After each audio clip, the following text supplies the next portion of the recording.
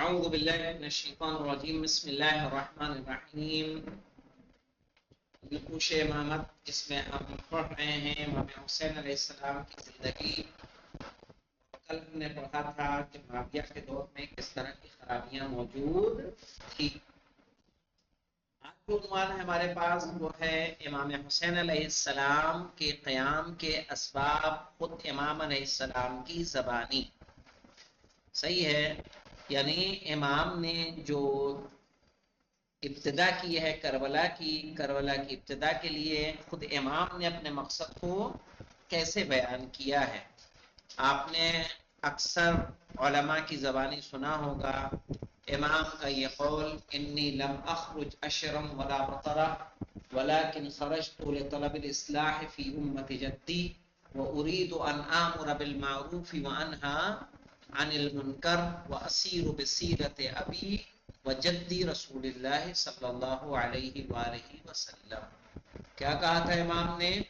انی لم اخرج اشرا ولا بطرا ولا ظالم ولا مفسدہ، کہ میں کسی حکومت کے لیے کوئی فساد پھیلانے کے لیے نہیں نکلا ہوں.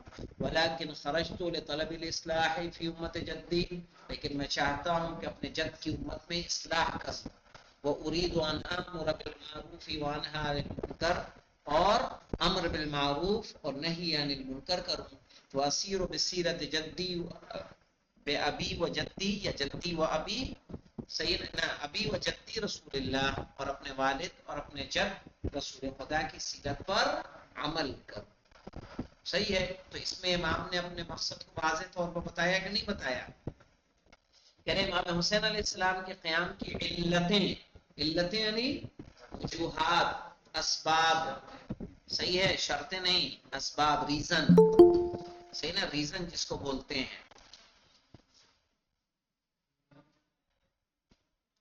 اس کو علتیں بولا جاتا ہے.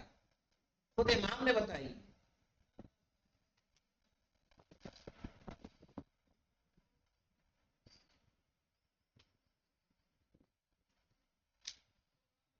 آپ کے بیانات اور خطوط میں اچھی طرح نظر آتی ہیں.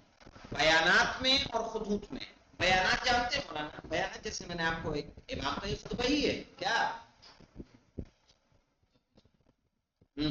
جو بھی میں نے سنا ہے. یا ایک اور مقام پہ فرماتے ہیں الا ترى الى الحق لا يعمل به وعلى الباطل لا يتناهى عنه. کیا تم نہیں دیکھ رہے ہو کہ حق پر عمل نہیں کیا جا رہا ہے اور باطل سے روکا نہیں جا رہا ہے؟ تو یہ کس طرف ہے؟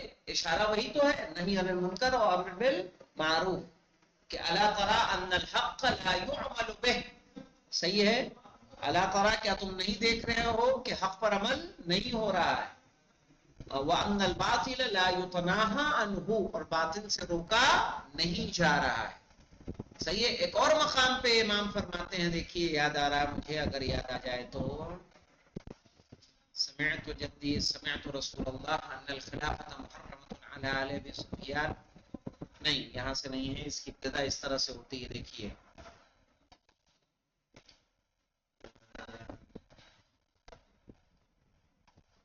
اس کی ابتدا، استغفر اللہ ربی، بات مجھے اچھے سے یاد تھے یہ سارے خطبات امام کے. یہ سب باقاعدہ ایک کتاب اسپیشل ہے، خطبات امام حسین علیہ السلام کتاب ہے، جس میں امام حسین علیہ السلام کے خطبات امام حسین. ابھی میں دکھا دیتا ہوں، آئیے دکھا دیتا ہوں. ترجمہ بھی لکھا ہے. ہاں ہاں بالکل، پی ڈی ایف بھی اس کی ہے. ان الخلافت، یہ دیکھیے میں تھوڑا سا جملہ لکھ رہا ہوں شاید آ جائے. ان الخلافت محرمۃ علی آل سفیان. خلافت محرمۃ، امام کے قول کا یہ جملہ ہے.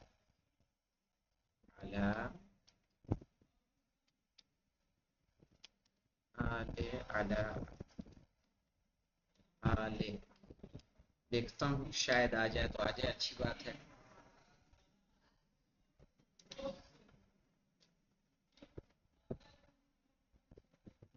مجھے یاد نہیں آ رہا ہے نا. بہت اچھا، کافی ٹائم ہو گیا ہے، اس میں تو ڈھونڈنے میں ٹائم لگ جائے گا. یہ تو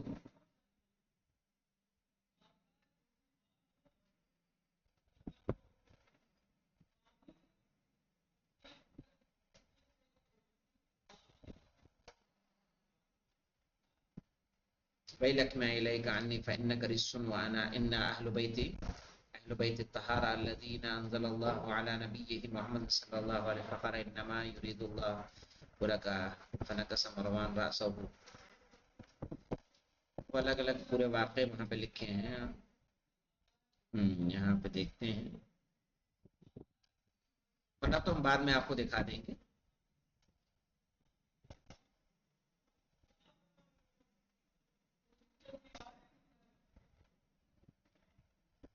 چلیے میں دکھا دوں گا انشاءاللہ، کوئی مشکل نہیں، اس میں وقت نہ برباد کریں. یعنی اس طرح سے اس پورا جملہ تھا کہ تم نہیں دیکھ رہے ہو کہ یزید نے جو ہے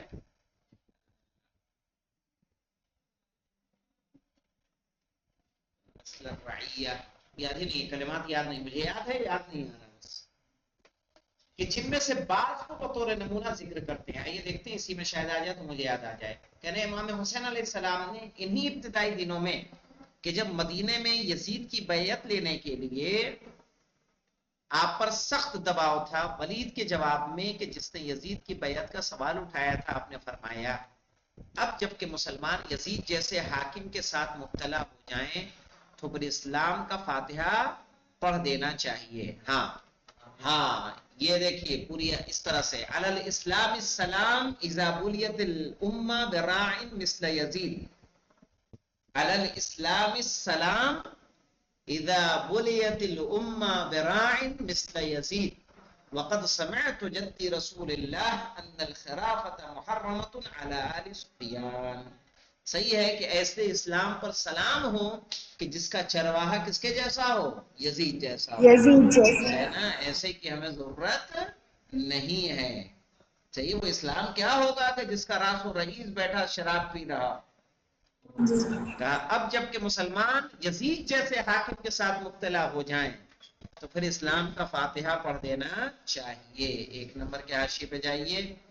ہاں یہ دیکھیں انا للہ و انا الیہ راجعون وعلی الاسلام السلام اذ قد بلیت الامہ براع مثل یزید. نیچے دیا ہوا مولانا حاشیے میں. جی جناب یہ سنا ہے نا.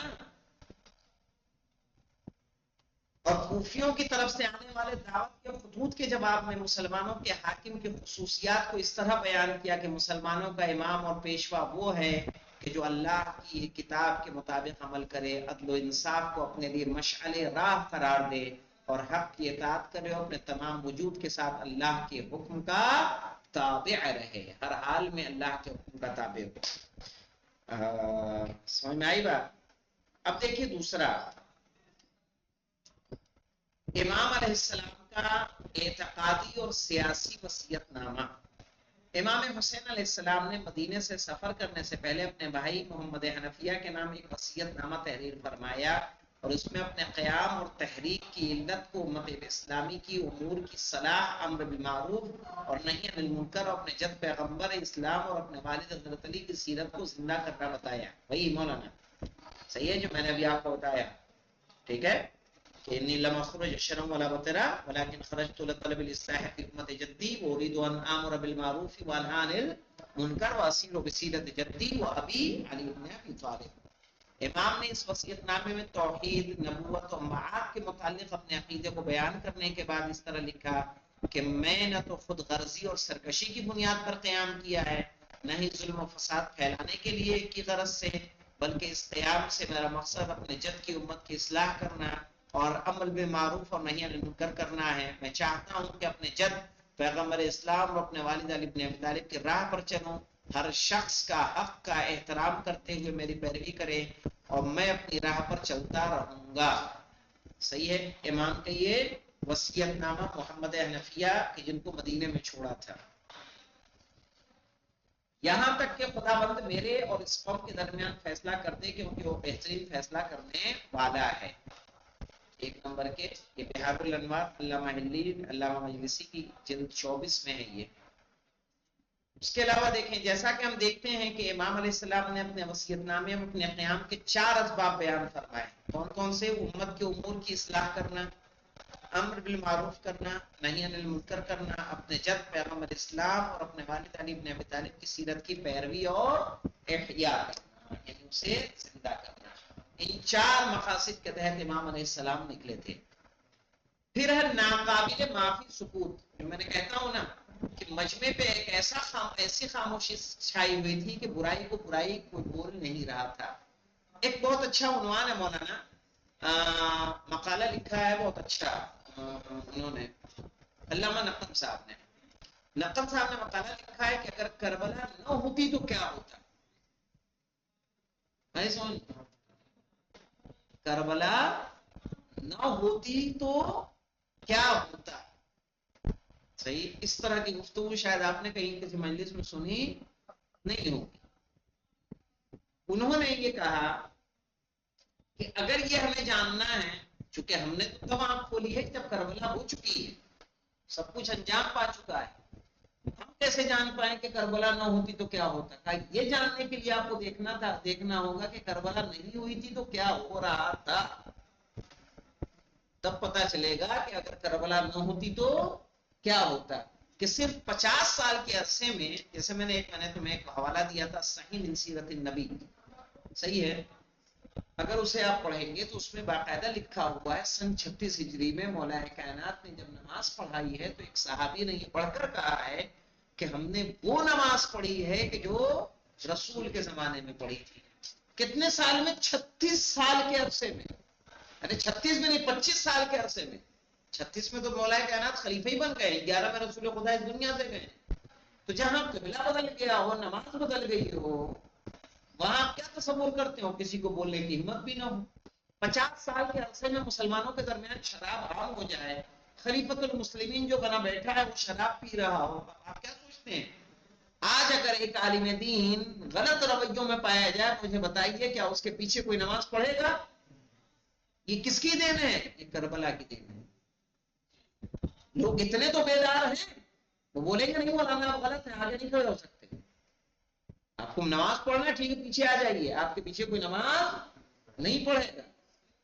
کہ ایک شرابی ہو، کبابی ہو، کچھ بھی ہو، جو کچھ کر رہا ہو اسے مسلح پہ آگے بڑھا دیا جائے گا. آج مسلح پہ ہم آگے نہیں بڑھاتے، تو اپنا مسلمان خلیفہ بنا کے بیٹھا تھا اور اس کی بات کو مان رہا تھا. تو کیا یہ کم بڑی بات ہے؟ تو ناقابل معافی سکوت، صحیح ہے، ایسا سکوت، ایسی خاموشی جو معافی کے قابل نہیں ہے. امام حسین علیہ السلام نے عراق کی طرف سفر کرتے ہوئے پہلے بیضا نامی منزل پر ہر کی فوج کو خطاب کرتے ہوئے یہ خطبہ پڑھا، صحیح ہے نا. اور اس میں آپ نے اپنے قیام کے اسباب کو اس طرح بیان فرمایا: لوگوں، پیغمبر خدا نے فرمایا ہے کہ ہر مسلمان جو ایک ایسے ظالم بادشاہ سے روبرو ہو کہ جو حرام الہی کو حلال سمجھتا ہو، صحیح ہے. من رعا ظالمن حاکمن، اس طرح سے ہے پورا خطبہ، مجھے یاد ہے لیکن ابھی یاد نہیں آ رہا ہے.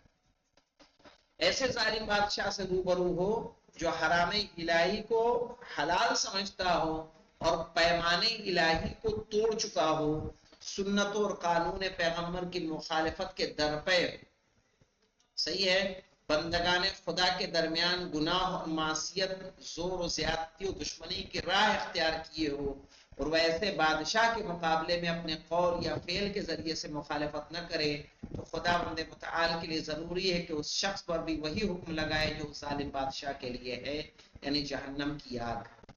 صحیح ہے. من رعا ظالما، من رعا منکم، من رعا ظالما مفسدا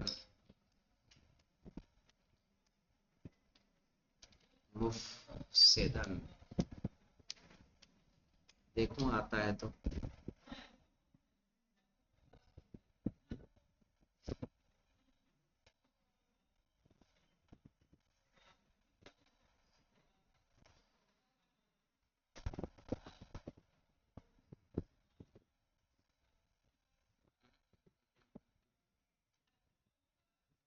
یہاں دیکھ لیتے ہیں.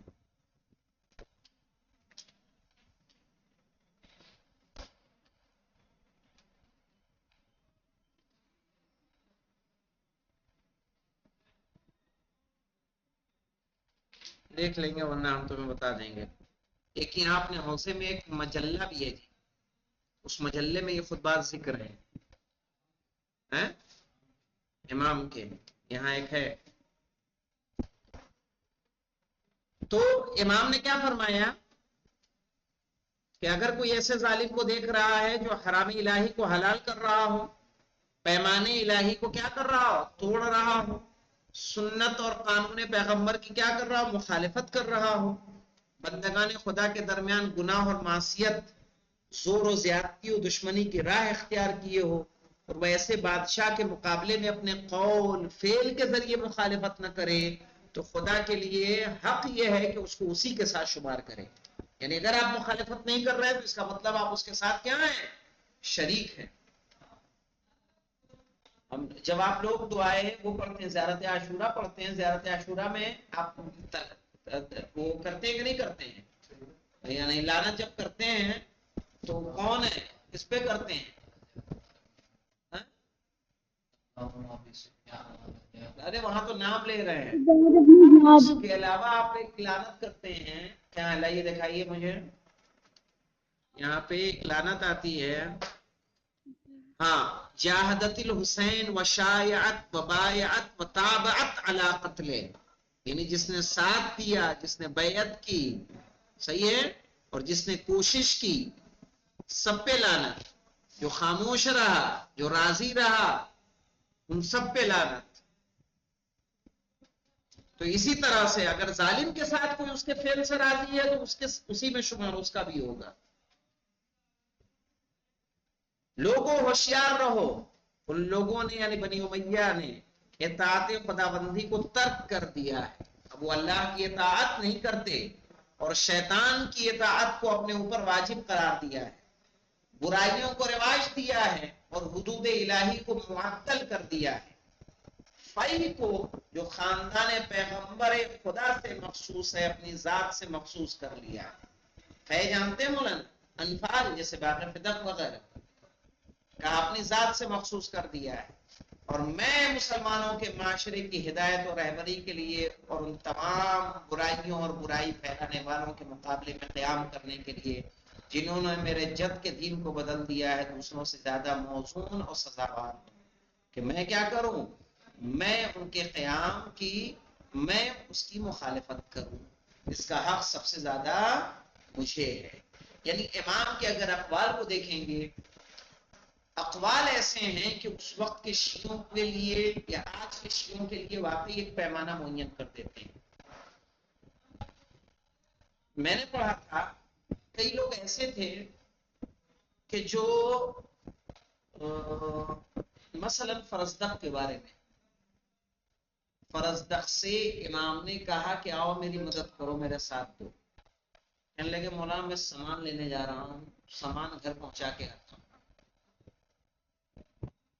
سامان گھر پہنچانے گئے، جب آئے وہ ایسا نہیں کہ نہیں آئے، لیکن تب تک امام شہید ہو چکے تھے.